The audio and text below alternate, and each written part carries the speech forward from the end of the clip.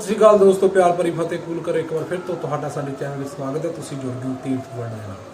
तुहानूं पता कि हरमंदर साहिब की धरती साडे सिखां लई सब तो सर्वोच्चतम स्थान है दुनिया का, ते हर सिख लई एक पवित्र स्थान है। आओ इस स्थान बारे जानते हैं, धन श्री हरमंदर साहिब बारे जो साडे गुरु धाम ने उन्हां बारे आओ आपां कुछ गल्लां जानते हैं। वीडियो ध्यान नाल देखो ते कमेंट बॉक्स में अपने विचार जरूर दिया करो।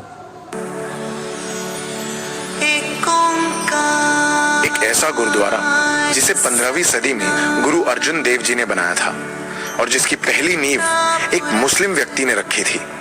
चारों ओर से एक सरोवर से घिरा हुआ ये गुरुद्वारा, जिसका जल अमृत के समान पवित्र माना जाता है। एक ऐसा गुरुद्वारा जो सिख धर्म ही नहीं बल्कि सभी लोगों के लिए आस्था का केंद्र है। एक ऐसा गुरुद्वारा जहां हर दिन करीब 100 कुंटल आटा, 2.5 टन दाल, 1 टन चावल और 500 लीटर दूध से भी ज्यादा राशन का इस्तेमाल कर गुरु के लंगर में 1 लाख लोगों को भर पेट खाना खिलाया जाता है, और वो भी बिल्कुल मुफ्त। हम बात कर रहे हैं अमृतसर में बसे श्री हरमंदर साहिब की, जिसे आज हम गोल्डन टेम्पल के नाम से जानते हैं। एक ओंकार सतनाम करता पुरख एकता, समाज सेवा और भक्ति सिख धर्म के 3 कोर प्रिंसिपल्स हैं। श्री हरमंदर साहिब में बड़ी खूबी से दर्शाया जाता है। इस गुरुद्वारे में 4 दरवाजे हैं जो ये दर्शाते हैं कि ये गुरुद्वारा हर दिशा से सभी धर्म और जाति के लोगों के लिए खुला है, और यही संदेश लोगों तक पहुंचाने के लिए मियां मीर नाम के एक फकीर के हाथों इस गुरुद्वारे की पहली नींव रखवाई थी। इस गुरुद्वारे का गर्भगृह सरोवर के बीचों बीच बड़ी शान से खड़ा है, जिस पर 1802 में महाराजा रंजीत सिंह ने इसकी इमारत पर असली सोने की परत चढ़ाई थी, जिसके बाद से इसे द गोल्डन टेम्पल के नाम से जाना जाने लगा। सिख धर्म के सबसे महत्वपूर्ण तीर्थ माने जाने वाले इस गुरुद्वारे का एक बहुत ही दिलचस्प और पेचीदा इतिहास रहा है, जिसमें कई राज छुपे हैं। हमारे धर्म, देश और पूरी दुनिया में कई अनदेखे, अनसुने, अनकहे राज हैं, जिसके जवाब सब जानना चाहते हैं। राज एक ऐसी कम्युनिटी है जो हमेशा क्यूरियस है नई कहानियां और बेहतर एक्सपीरियंसेस के लिए, और इसी कम्युनिटी को और करीब लाने के लिए हमने हमारे चैनल पर मेंबरशिप टैब को ऑन कर दिया है। इसके जरिए हम आपसे और करीब से जुड़ पाएंगे और आपके फीडबैक और सवालों को फुल प्रायोरिटी दे पाएंगे। तो अगर आप इस कम्युनिटी में जुड़ना चाहते हैं और हमारे कंटेंट को सपोर्ट करना चाहते हैं तो ज्वाइन बटन पर क्लिक कीजिए।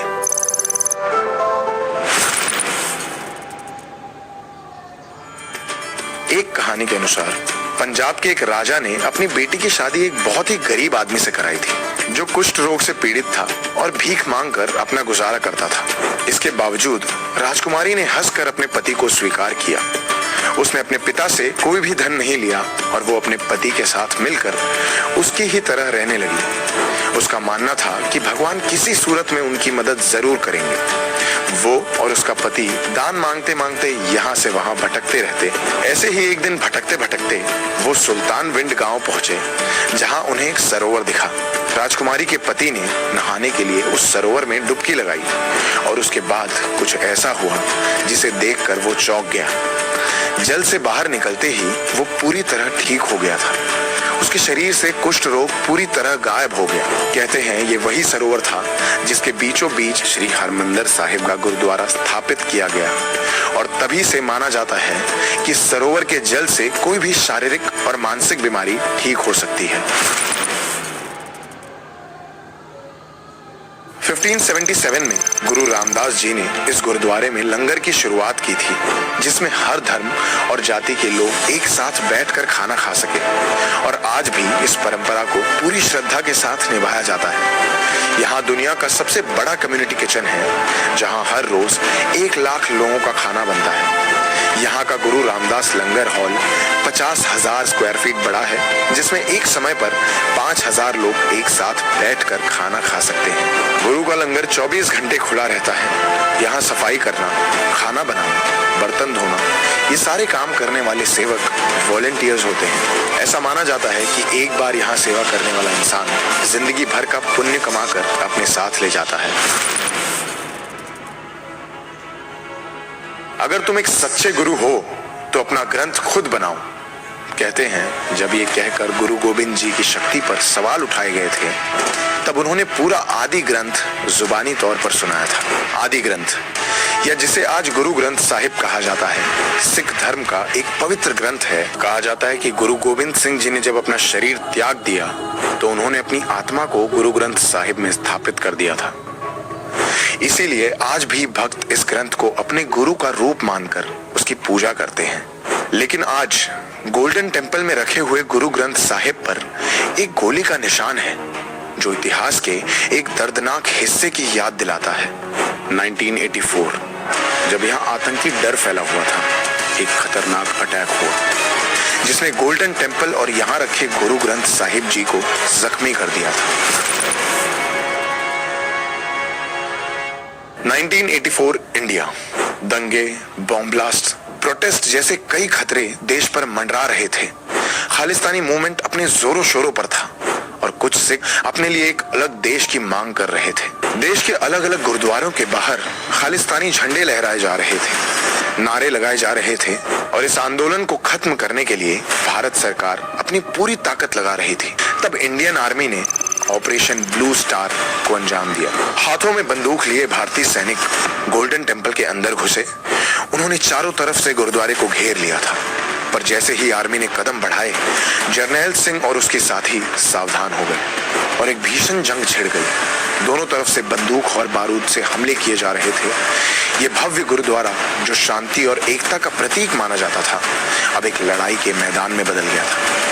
4 दिन और 4 रातों तक चली इस लड़ाई में गुरुद्वारे का काफी नुकसान हुआ। लेकिन ये पहली बार नहीं था जब गोल्डन टेम्पल ने ऐसी खतरनाक हमले का सामना किया था। 16वीं सदी की शुरुआत में श्री हरमंदिर साहिब का महत्व काफी ज्यादा बढ़ने लगा था और पंजाब के कई लोग एक साथ आकर इस गुरुद्वारे में समय बिताने लगे थे, जिससे मुगल सल्तनत के मन में डर पैदा होने लगा और सिख एम्पायर और मुगल सल्तनत के बीच तनाव बढ़ने लगा।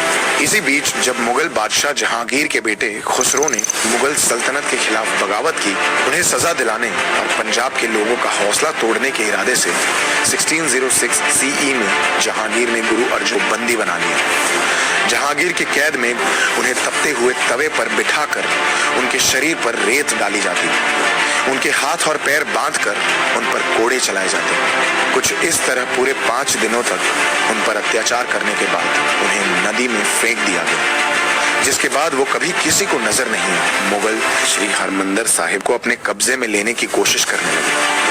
गुरुद्वारे में प्रार्थना करने और सरोवर में डुबकी लगाने पर सख्त पाबंदी लगाई गई। उन्होंने गुरुद्वारे में तोड़फोड़ करी और यहाँ के पवित्र सरोवर को रेत से भर दिया। लेकिन बाहरी ताकतों के दबाव से जूझ रही मुगल सल्तनत ने 16वीं सदी के अंत तक पंजाब पर से अपनी हुकूमत खो दी और जल्द ही सिखों ने एक साथ मिलकर गोल्डन टेम्पल की मरम्मत की। पर 17वीं सदी में एक और बार इस गुरुद्वारे पर खतरनाक हमला हुआ। 1757 दुर्रानी सल्तनत का सुल्तान अहमद शाह अब्दाली ने अपने कमांडर जहां खान और 5000 लोगों की फौज के साथ गोल्डन टेम्पल पर हमला किया। उस समय हजारों सिख योद्धाओं ने अपनी शान और गोल्डन टेम्पल की रक्षा के लिए इस हमले का वीरता से सामना किया और खुशी खुशी शहीद भी हो गए। उन्हीं में से एक थे बाबा दीप सिंह, जो दुर्रानी सल्तनत के खिलाफ लड़ते लड़ते शहीद हो गए। वो पूरे शरीर पर गहरे घाव लेकर भी दुश्मन से लड़ते रहे। बाबा दीप सिंह ने कसम खाई थी कि वो अपनी आखिरी सांस गुरुद्वारे में ही लेंगे। वो आखिर तक लड़ते रहे और फिर जख्मी हालत में अपनी खून से सनी रंगी तलवार लेकर गुरुद्वारे के द्वार पर आ गिरे, जहां उन्होंने अपना दम तोड़ दिया। लेकिन अब्दाली ने अभी भी हार नहीं मानी थी। उसने गुरुद्वारे को तहस नहस कर दिया और फिर एक गाय को बड़ी बेरहमी से मार डाला। उसके टुकड़े करके वहां उस पवित्र सरोवर में फेंक दिए। 19th सेंचुरी अंग्रेज पंजाब को टुकड़ों में बांटने की कोशिश करने लगे और सबसे पहले उन्होंने यहाँ के गुरुद्वारों पर कब्जा किया। श्री हरमंदिर साहिब में अंग्रेजों द्वारा रखे गए महंत ही जा सकते थे। इसी दौरान गोल्डन टेम्पल से गुरु गोविंद सिंह जी की तलवार और असल गुरु ग्रंथ साहिब को लूटकर इंग्लैंड के म्यूजियम में ले जाया गया। तब ब्रिटिशर्स के अत्याचारों के खिलाफ सिख धर्म के लोगों ने गुरुद्वारा रिफॉर्म मूवमेंट चलाया।